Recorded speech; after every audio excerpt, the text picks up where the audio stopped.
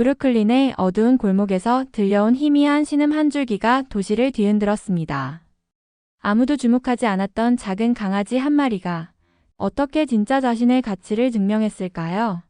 충격과 감동이 교차하는 이 이야기를 지금부터 만나보세요. 안녕하세요. 저는 테론 베일이라고 하고 뉴욕에서 활동하는 독립 다큐멘터리 감독이에요. 비가 부슬부슬 내리던 4월의 어느 날 밤, 파트너인 소피아 씨와 저는 동물 보호소 촬영을 막 끝내고 장비를 차에 실은 뒤 브루클린의 한적한 길을 통해 집으로 향하고 있었어요. 가는 길 중간쯤 오래된 쓰레기통 옆 어두운 골목에서 희미한 낑낑거림이 들려왔어요. 소피아 씨가 발걸음을 멈추고 저도 그대로 서 있었어요. 깜빡거리는 가로등 불빛 아래 축축한 신문지 밑에서 작은 그림자가 몸을 흔들고 있었죠. 무릎을 꿇고 조심스럽게 신문지를 걷어내니 아주 여린 강아지 한 마리가 모습을 드러냈어요. 하얀 털은 짧고 엉켜 있었으며 지쳐 보였어요. 온몸이 떨릴 정도로 약해 보여서 가슴이 철렁했어요. 저는 재킷을 벗어 강아지를 감싸 안았어요. 너무 연약해서 그대로 두고 갈 수가 없었거든요. 허스키나 레브라도 믹스처럼 익숙한 견종과는 전혀 달라서 어떤 종류인지 도무지 짐작이 안 됐어요. 그날 밤 소피아 씨의 서재 한켠에서 저는 그 강아지에게 블레이즈라는 이름을 붙였어요. 작은 눈동자가 생명처럼 반짝이는 모습이 마치 불꽃 같아서였어요. 이제 어떻게 해야 할까요? 소피아 씨가 강아지 털을 말리려고 작은 수건을 가져오며 여쭤봤어요. 우선 따뜻하게 해줘야 해요. 제가 말하면서 부드럽게 작은 몸을 문질러 주었어요. 그리고 다친 곳은 없는지 확인했어요. 탈수 상태였는지 눈이 침침했지만 호기심 가득한 눈빛으로 저를 바라보더라고요. 조심스럽게 블레이즈를 상자에 내려놓자 금세 몸을 둥글게 말고 떨었어요.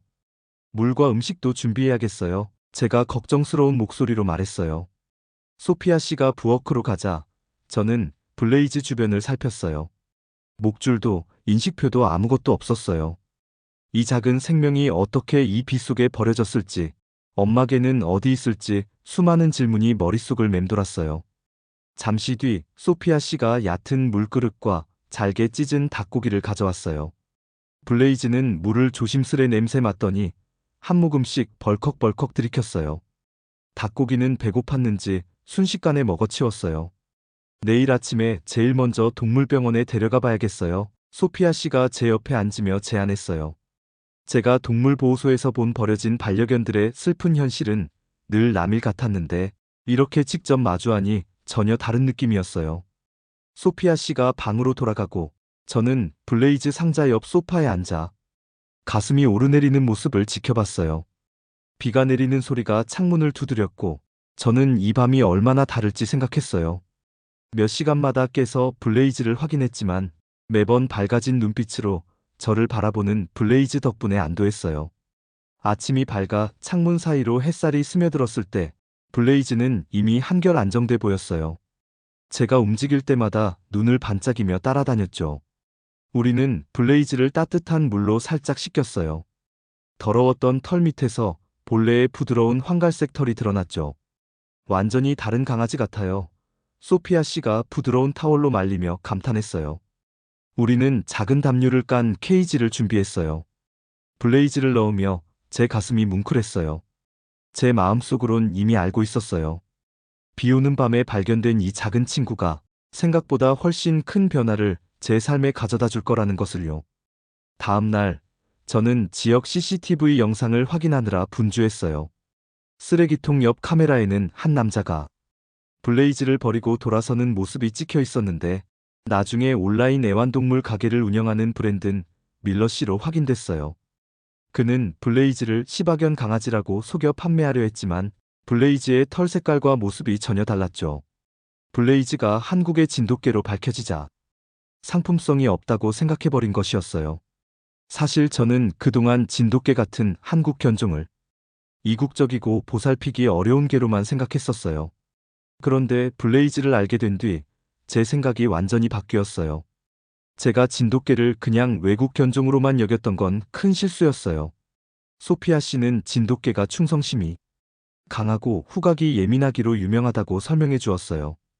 그날 아침 미리 예약해둔 동물병원에서 이 박사님이 블레이즈를 정성스럽게 진찰해 주셨어요.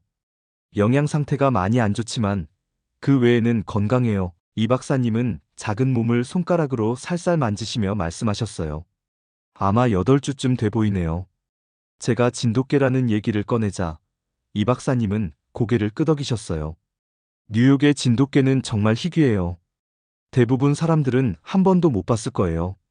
시바견과 비슷해서 헷갈리기도 하고요. 이 박사님은 블레이즈가 힘을 회복하도록 특별 강아지 사료와 비타민도 챙겨주셨어요. 떠나기 전에는 진돗개에 관한 이야기도 덧붙여 주셨죠. 진돗개는 한국에서 귀중한 국가보물로 여겨져요. 지능도 높고 한 번 주인을 정하면 평생을 함께하는 충성심 강한 견종이랍니다. 집으로 돌아가는 길, 소피아 씨가 말했어요.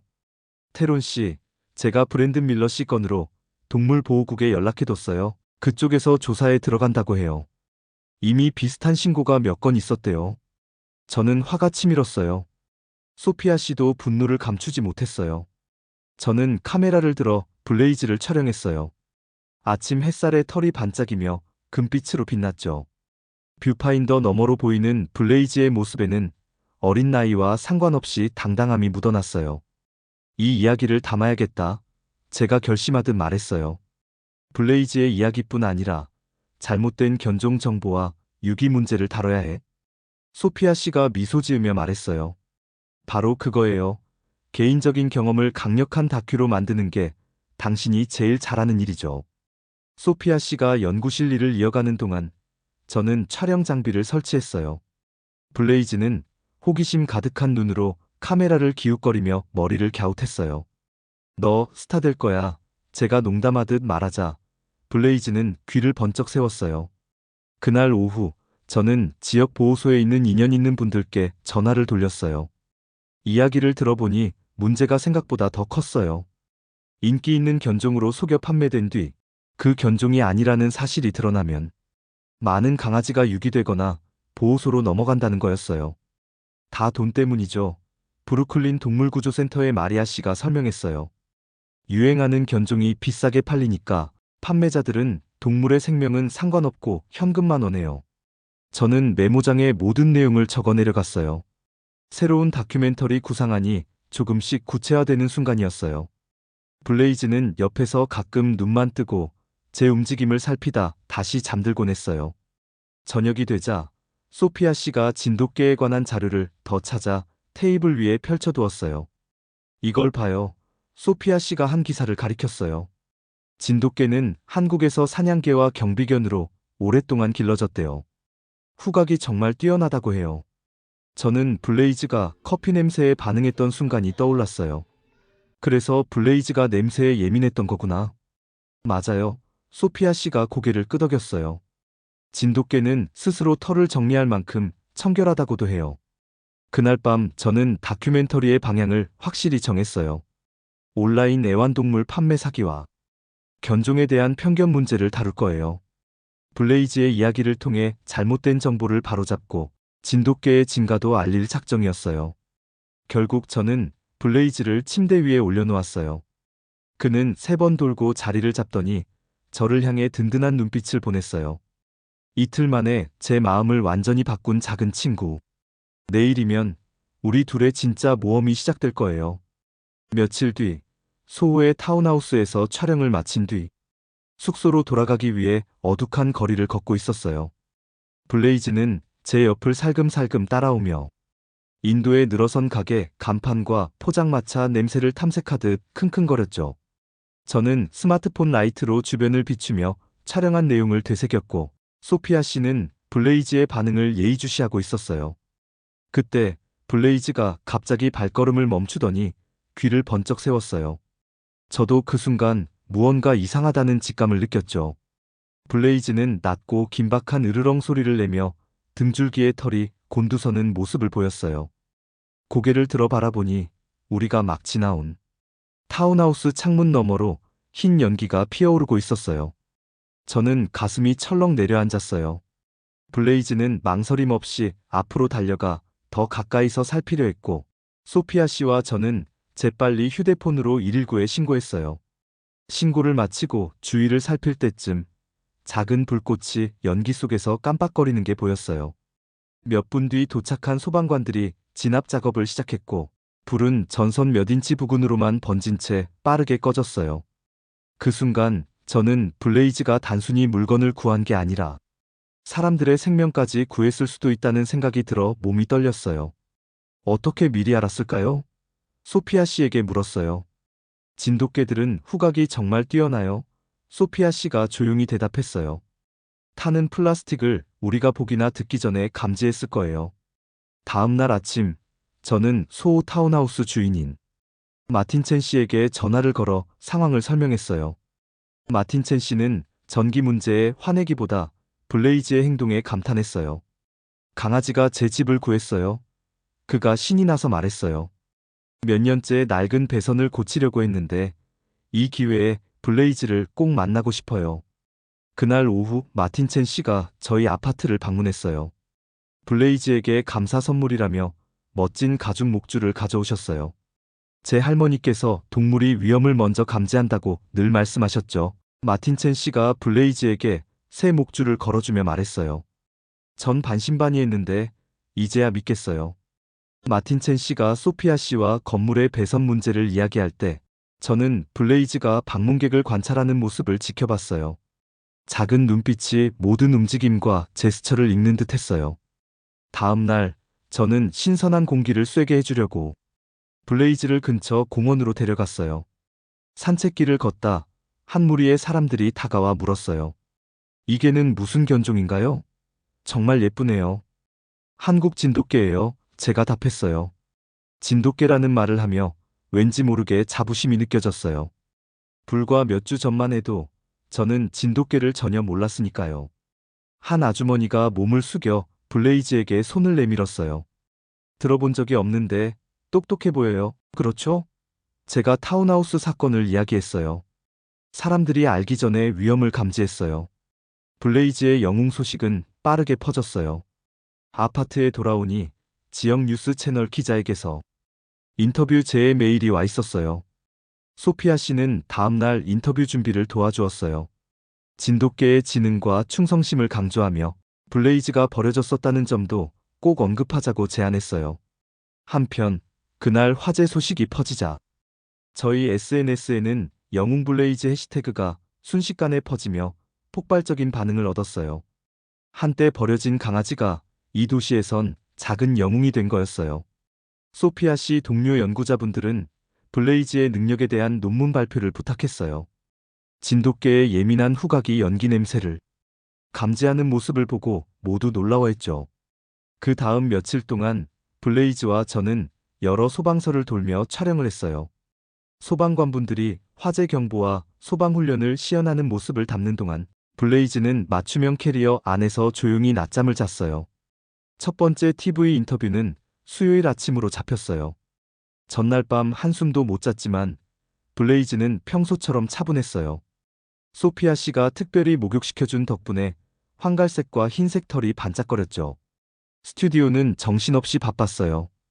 밝은 조명, 분주한 스태프들, 블레이즈에겐 새로운 냄새가 가득했죠. 겁먹을까 걱정했지만 블레이즈는 끝까지 제 발치에 가만히 앉아 있었어요. 진행자 멜리사 씨가 묻더라고요. 테론 베일 씨, 블레이즈는 어떻게 먼저 전기 화재를 알았나요? 진돗개는 후각이 믿을 수 없을 만큼 예민해요. 제가 블레이즈 등을 쓰다듬으며 설명했어요. 사람도 상상 못할 냄새를 맡을 수 있죠. 이번엔 벽 안에서 타는 플라스틱 냄새를 연기보다 먼저 감지한 거예요. 처음에 진돗개인 줄 몰랐죠? 멜리사 씨가 다시 물었어요. 전혀 몰랐어요. 제가 솔직히 털어놓았어요. 골목에서 발견한 버려진 강아지가 다른 견종으로 속여서 팔렸다가 버려진 거니까요. 이 얘기를 하다 보니 얼마나 많은 강아지가 오해받고 학대받는지 생각하게 돼요. 그들이 진짜 가치를 모르는 채로요. 인터뷰는 15분가량 이어졌지만 반응은 즉각적이었어요. 오후가 되자 새 팔로워가 수천 명이 늘었고 사람들은 자신이 구조한 반려견 이야기를 공유하며 진돗개에 대해 물어봤어요. 그날 밤 블레이즈가 편안히 잠든 모습을 보며 생각했어요. 불과 몇 주 전만 해도 비에 젖어 떨던 강아지였는데 이제는 영웅이 됐다는 사실이 믿기지 않았어요. 휴대전화에 또 다른 언론사 알림이 떴어요. 헤드라인은 버려진 개, 뉴욕의 가장 작은 소방관으로 거듭나다였어요. 블레이즈를 만나기 전까지 저는 외국 견종이라 하면 무능력할 거라고 생각했어요. 그런데 블레이즈가 실제로 뛰는 모습을 보면서 제 생각이 완전히 달라졌어요. 블레이즈의 이야기가 소방관, 과학자, 이웃, 심지어 진돗개를 처음 본다는 해외 시청자들까지 하나로 묶는 걸 보면서 다큐멘터리가 더욱 풍성해지고 있다는 걸 느꼈어요. 저는 한국이 진돗개를 국가보물로 보호하는 이야기를 다큐에 포함시키기로 했어요. 서울에 있는 생물학자를 영상 연결로 인터뷰했는데 수세기 전 진돗개는 야생동물로부터 마을을 지키고 실종자를 찾는데도 큰 역할을 했다고 알려주셨어요. 블레이즈는 우리 콘크리트 정글에서 그 전통을 이어가는 셈이었죠. 몇 주 뒤 블레이즈에게 화재를 감지하고 많은 사람들을 구한 것을 기념하는 시상식이 화창한 토요일 아침 센트럴파크에서 열렸어요. 센트럴파크에 수백 명의 사람들이 모여 있었어요. 수백 명의 사람들이 모여 있었어요. 아이들은 블레이즈 이름과 그림을 크레용으로 그린 손팻말을 들었고 로드리게스 서장님과 소방관분들은 복장을 차려입으셨죠. 마틴 첸 씨도 시상대 근처에서 다른 시 관료분들과 함께 기다리고 있었어요. 사람들이 길을 터주며 저희를 시상대로 안내했어요. 많은 분이 블레이즈를 쓰다듬거나 사진을 찍으려고 손을 내밀었지만 블레이즈는 차분하게 꼬리만 살짝 흔들었어요. 시장님께서 연단 앞에서 블레이즈에게 먼저 인사를 건네셨어요.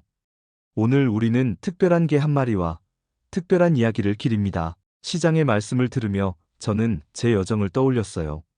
어떻게 편견에 사로잡혔는지, 왜 익숙하지 않은 견종을 미리 평가했는지 말이에요. 시장님이 저희를 앞으로 부르셨고 블레이즈에게 파란 리본에 매달린 작은 메달을 조심스럽게 걸어주셨어요. 군중들은 환호했고 플래시가 터졌어요. 블레이즈는 마치 역사책에 실릴 기념사진이라도 찍는 듯 얌전히 서 있었어요. 짧게 한 말씀 해주시겠어요? 시장님이 제게 물으셨어요. 연설문은 준비하지 않았지만 다양한 연령과 배경의 사람들이 작은 한국 강아지를 응원하는 모습을 보자 자연스럽게 말이 흘러나왔어요. 몇 주 전, 저는 골목에서 버려진 블레이즈를 찾았어요. 진돗개에 대해 아는 것이 전혀 없었고 익숙하지 않은 견종에 편견이 있었습니다. 인기 있는 견종만 특별하다고 생각했죠. 저는 잠시 블레이즈를 바라보았어요. 신뢰 가득한 눈빛으로 저를 쳐다보았죠. 블레이즈는 제 생각을 완전히 바꿔주었어요. 특별함은 예상치 못한 곳에서도 찾아올 수 있다는 것을 가르쳐 주었고 편견과 선입견을 넘어서 보게 해주었습니다. 시상식이 끝난 뒤에도 사람들은 줄지어 블레이즈를 만나러 왔어요. 그중 한 무리의 한인 가족이 아이들과 함께 와서 반겼어요. 아이들에게 고향 이야기를 해줬지만 실제로 본 적은 없었어요. 한 아버지가 제게 말씀하셨어요. 이제 우리 아이들이 진돗개를 자랑스러워해요. 그 말이 제 마음을 깊이 울렸어요. 블레이즈의 이야기가 한인 후손들에게도 얼마나 뜻깊은지 생각해 본 적이 없었거든요. 그 주말 소피아 씨와 저는 블레이즈를 퀸즈에 한국문화축제에 데려갔어요. 한국의 소리와 냄새를 조금이라도 경험하게 해주고 싶었거든요. 축제 측에서도 블레이즈 소식을 듣고 특별 손님으로 초대해 주셨어요. 축제장을 걷는데 한복 차림의 어르신께서 다가오셔서 살며시 허리를 숙이신 뒤 블레이즈를 바라보셨어요. 실례해도 될까요? 어르신이 조심스레 여쭤보셨어요. 제가 고개를 끄덕이자 어르신은 블레이즈 머리를 부드럽게 쓰다듬으셨죠. 완벽한 진돗개 모습이구나. 어르신이 미소 지으며 말씀하셨어요. 진돗개는 충성심이 강해 한번 사람을 정하면 절대 떠나지 않아요. 그 말이 오래도록 마음에 남았어요. 블레이즈가 그 비오는 밤 절 선택했는지, 제가 그를 선택했는지는 모르지만 어쨌든 우리의 인연은 깊어질 수밖에 없었죠. 늦은 저녁 다큐 편집을 하던 중 처음 골목에서 찍은 영상과 오늘 축제 장면을 비교해 보았어요. 떨며 비를 맞던 블레이즈와 수많은 사람 속에서 당당히 걷는 모습이 교차하며 제 눈가가 뜨거워졌어요. 이제 다큐멘터리 마지막 장면을 편집하며 맨해튼 아파트에 앉아 있어요. 처음에는 그저 강아지 한 마리라고 생각했고 한국 견종을 얕잡아봤던 제가 떠올라요. 블레이즈는 저에게 문화마다 가진 다름을 존중하는 법을 가르쳐줬어요. 충성심과 용기는 작고 연약해 보이는 존재 안에도 있다는 걸 보여줬고, 진정한 영웅은 불꽃이 튀기 전까지 잘 눈에 띄지 않는다는 걸 깨닫게 해주었어요. 엔딩 크레딧에는 이렇게 쓸 거예요. 내 마음을 바꾸고 우리 모두를 구한 작은 진돗개 블레이즈에게. 시청자분들이 젊은 친구나 어른이나 모두 친절과 열린 마음이 버려진 영혼을 진정한 영웅으로 바꿀 수 있다는 걸 배우길 바라요. 도시가 밤으로 물들 때 저는 작업을 저장하고 노트북을 덮었어요. 그 비 오는 밤, 작은 신음소리에 골목으로 향했던 순간부터 모든 게 변했어요. 블레이즈 이야기에 감동받은 사람들을 떠올렸어요.